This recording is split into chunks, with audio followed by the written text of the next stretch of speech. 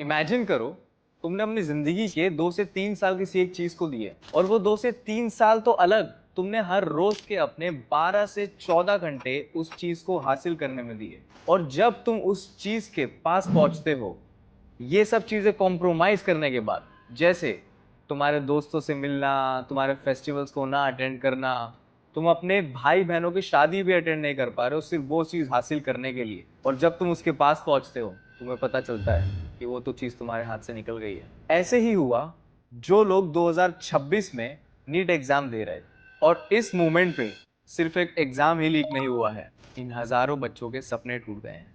और नीट सिर्फ एक एग्जाम ही नहीं है, ये एक उज्जवल भारत की पहचान है।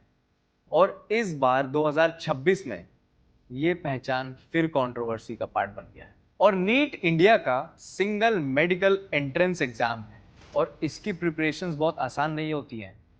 घर वालों के लाखों रुपए लग जाते हैं, बच्चों का बहुत सारा समय उस चीज में चले जाता है। नीट यूजी 2026 एग्जाम 3 मई को कंडक्ट हुआ। एग्जाम के बाद सोशल मीडिया पे काफी एलिगेशन स्टार्ट हुए। एक गेस्ट पेपर वायरल हुआ जो एक्चुअल पेपर से काफी सिमिलर बताया गया। रिपोर्ट्स के accordingly around 120 plus questions exact match हुए। स्टूडेंट्स का पहला रिएक्शन था, इतना एग्जैक्ट मैच कोइंसिडेंस कैसे हो सकता है। राजस्थान एसओजी ने इन्वेस्टिगेशन स्टार्ट की।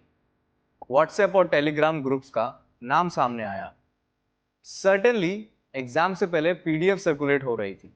जहां एक स्टूडेंट एनसीईआरटी रिवाइज कर रहा था, वहां सर्टेनली किसी और के पास पेपर पहुंच रहे थे। इन्वेस्टिगेशन में मल्टी स्टेट नेटवर्क का सस्पिशन सामने आया। राजस्थान, बिहार, हरियाणा और कुछ और स्टेट्स का नाम रिपोर्ट्स में डिस्कस हुआ। सर्टेनली लीक पेपर्स 10 लाख से 25 लाख में बिक रहे थे।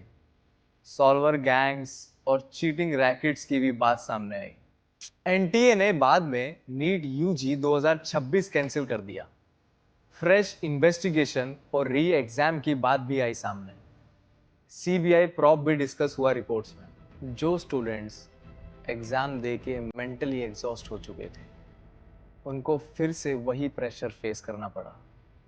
कई स्टूडेंट्स के लिए ये एग्जाम सिर्फ फ्री एग्जाम नहीं था, मेंटल ब्रेकडाउन जैसा था। सोशल मीडिया पे स्टूडेंट्स ने हैशटैग ट्रेंड कर दिए। एनटी और एग्जाम सिक्योरिटी पे क्वेश्चंस उठने लगे, मीम्स भी वायरल हुए और एंगर भी। इंडिया में स्टूडेंट्स सिलेबस से कम सिस्टम से ज्यादा डरने लगे हैं अब। कई स्टूडेंट्स ने कहा था, हम कंपटीशन से नहीं डरते, अनफेयरनेस से डरते हैं। लास्ट फ्यू इयर्स में इंडिया में मल्टीपल एग्जाम लीक की कंट्रोवर्सीज दिखने को मिली।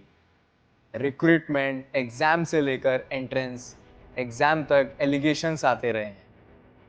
क्वेश्चन सिर्फ नीट एग्जाम का है नहीं है, क्वेश्चन ये है, क्या इंडिया के एग्जाम सिस्टम ट्रूली सिक्योर है। हार्ड वर्क इंपॉर्टेंट है, लेकिन फेयर सिस्टम उससे भी ज्यादा इंपॉर्टेंट। लाखों स्टूडेंट रोज सेक्रीफाइस करते हैं सिर्फ एक ऑनेस्ट चांस के लिए। डॉक्टर्स बनना डिफिकल्ट होना चाहिए, लेकिन डाउटफुल नहीं। आप ऑनेस्टली बताओ, इंडिया में कॉम्पिटिटिव एग्जाम्स टफर हैं या करप्शन?